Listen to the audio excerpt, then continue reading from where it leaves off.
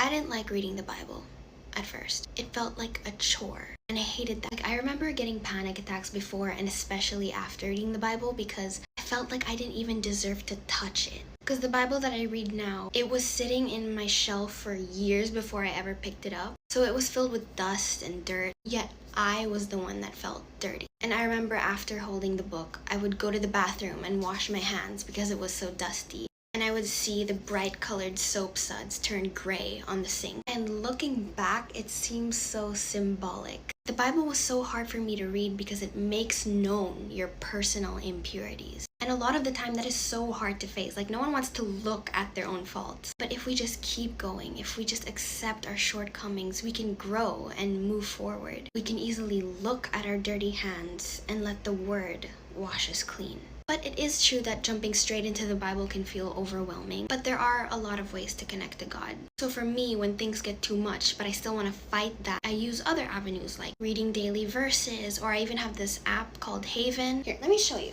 It's like you can literally ask anything that you're struggling with. It's like texting. It's like texting a Bible.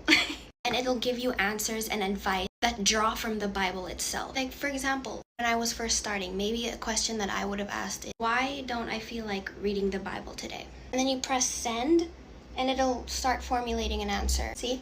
It's like, I don't know if you can see it, but it's like typing out an answer. It's like talking to a friend who knows a lot about God. So it's really beneficial for people who are just starting their journey with God, but have no one to physically talk to. Maybe you're feeling a little shy to talk to anyone. You can start with Haven. And eventually you can feel safer in your vulnerability. Maybe one day you can look at your dirty hands and have the courage to get that Bible off the shelf anyway. All you have to do is come as you are, because God loves you anyway.